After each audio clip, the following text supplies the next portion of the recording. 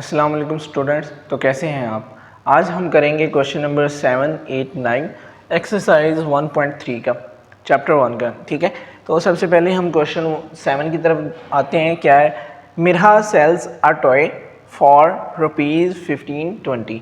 मिरहा जो है वो अपना एक टॉय सेल करती है 15-20 में। ठीक है, what will the selling price be to get a 15% profit. वो इसमें कह रहे हैं कि वो कितनी प्राइस होगी टोटल कि उसको 15% उस पर प्रॉफिट आए, जबकि उसकी ये वाली प्राइस है। ठीक है, तो हम पहले लिखते हैं इसकी सेलिंग प्राइस। वो हमारे पास ये है। ठीक है, अब इसको सेलिंग नहीं, इसको हम कहेंगे कि ये हमारे पास सीपी है। ठीक है, यहाँ पे तो उसने कहा सेल्स फॉर इतने का उसने सेल्स किया है, तो वो कितने का सेल्स करेगी, तो मैं इसे और उसके बाद कितना है 15% प्रॉफिट यहाँ पे लिखते हैं। प्रॉफिट परसेंटेज कितनी है?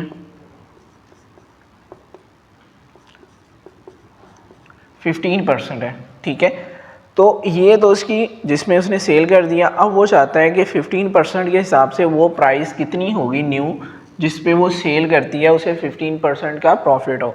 ठीक है, तो इस प्राइस का 15% हम फाइंड कर लेते हैं। और ये सेलिंग नहीं, इसे हम कहते हैं ये हमारे पास कॉस्ट प्राइस है। ठीक है, इसको हम कॉस्ट प्राइस लेके चलते हैं आगे, इसको फाइंड आउट करते हैं। अब इसका हम 15% फाइंड करते हैं। 15% के अंदर कितना आता है प्रॉफिट, उसे कितने पैसे हुए, प्रॉफिट आ गया। तो किसी भी चीज़ का आपने परसेंटेज फाइंड करना है, तो ये परसेंटेज ऑफ ये। ठीक है, अब आपने परसेंटेज के साथ जो भी नंबर्स होगा उसको 100 से डिवाइड करते हैं ताकि परसेंटेज ख़त्म हो जाए। ठीक है, जब भी किसी भी नंबर का आपने परसेंटेज फाइंड करना है, इसका 15 करना है तो उसको 15 से मल्टीप्लाई कर देना है और परसेंटेज के साथ जो नंबर है उसे डिवाइड करना है 100 से। ठीक है, अब इसको हम सिंप्लीफाई करते हैं। ये इससे कट जाएगा 3, 5 में मैंने कट कर दिया 2। अब इसको मैं फिर 2 पे कट करता हूँ 2, 7 और ये 6 आ जाएगा। ठीक है, मेरे पास ये आ गया 3 मल्टीप्लाई बाय 76। इसको अगर मैं मल्टीप्लाई करता हूँ तो कितना आता है 8 और ये आ गया। ठीक है, ये मेरे पास आ गया प्रॉफिट प्राइस। ठीक है, ये प्रॉफिट आ गया कि इतना प्रॉफिट परसेंटेज 15% के अंदर 228 रुपीज़ बन रहे हैं 15% के अंदर इस अमाउंट के। ठीक है, तो अब ये फाइंड करूंगा कि उसकी सेलिंग प्राइस कितनी होगी कि उसे 15% प्रॉफिट हो। ठीक है, यहाँ पे मैं लिख दूंगा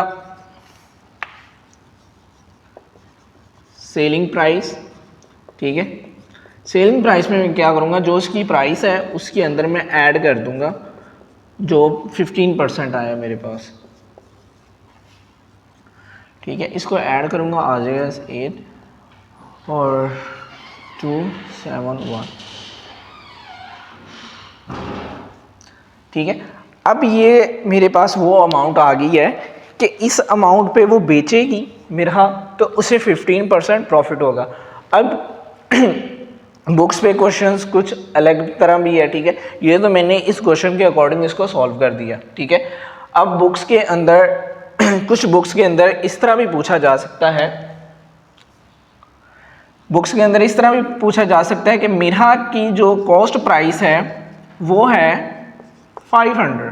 ठीक है, और सेलिंग प्राइस है उसकी, ठीक है, ये एक्स्ट्रा कह लें आप इसको, ये क्वेश्चन क्योंकि कुछ बुक्स में चेंज है उसकी कॉस्ट प्राइस इतनी है, सेलिंग प्राइस इतनी है, वो कहता है कि प्रॉफिट परसेंटेज फाइंड करें। तो पहले हम प्रॉफिट फाइंड करेंगे, कैसे आएगा?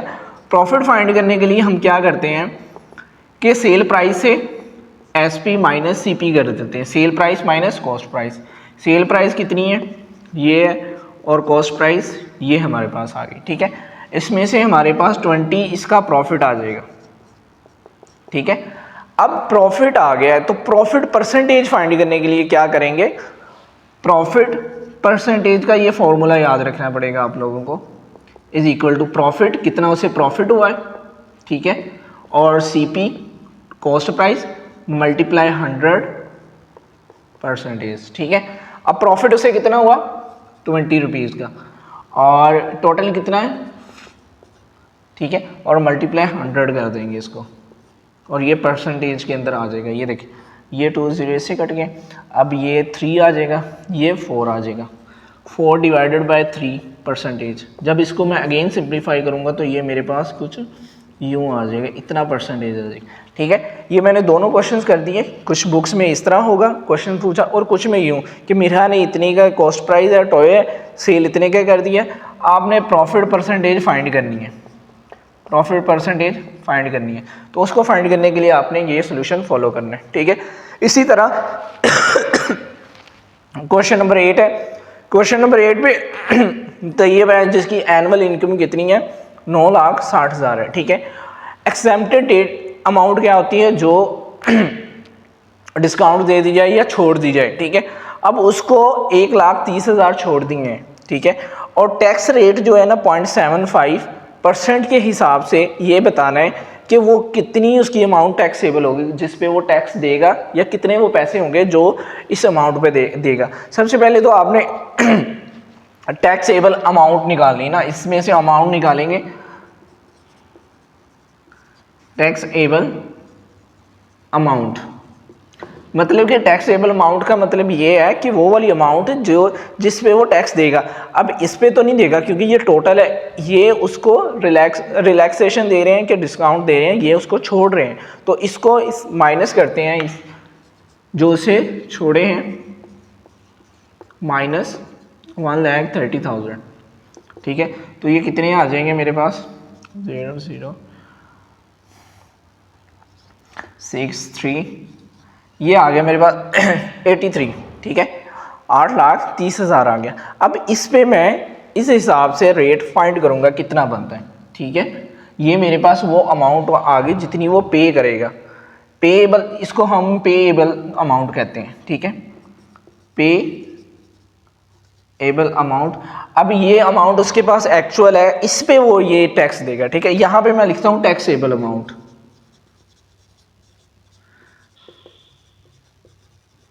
टैक्सेबल अमाउंट ये आ गई। अब इस पे कितना टैक्स वो पे करेगा, इतने परसेंट, ठीक है। अब इसको क्या करना है 83, ये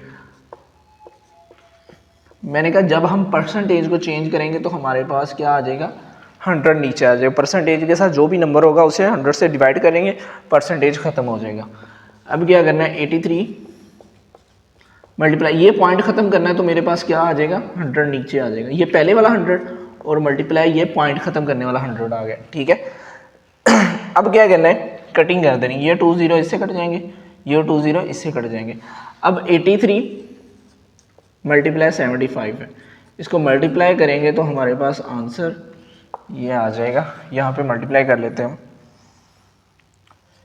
83 मल्टीप्लाई 75, 5 40 41 1 और ये आ जाएगा 56 और ये आ गया 5226, ये हमारे पास टैक्सेबल अमाउंट आ गई, इतने रुपीज़ वो टैक्स पे करेगा, ठीक है। ये आ गया जो वो टैक्स पे करेगा।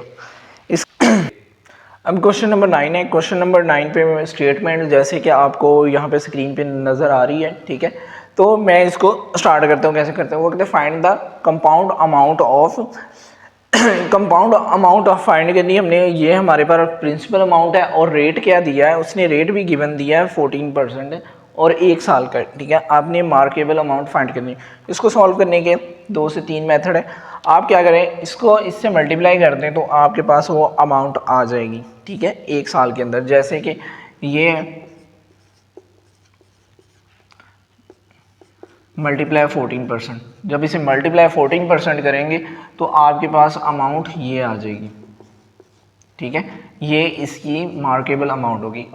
मेथड 1 है, ठीक है, एक इसका मेथड ये है, और सेकंड मेथड इसका क्या है, सेकंड मेथड वो मैं यहाँ पे लिखने लगा हूँ, वो है इसका मार्केबल अमाउंट, मार्कअप अमाउंट, साथ में क्या आ जाएगा पी आर टी। अब पी इसमें क्या प्रिंसिपल अमाउंट है वो लिखें, ठीक है। आर इसमें क्या रेट है 14 है मल्टीप्लाई 14%। टाइम इसमें कितना है 1 है, 1 ईयर है, ठीक है। टाइम जब इसको मल्टीप्लाई करेंगे तो वही चीज़ आ जाएगी, ठीक है।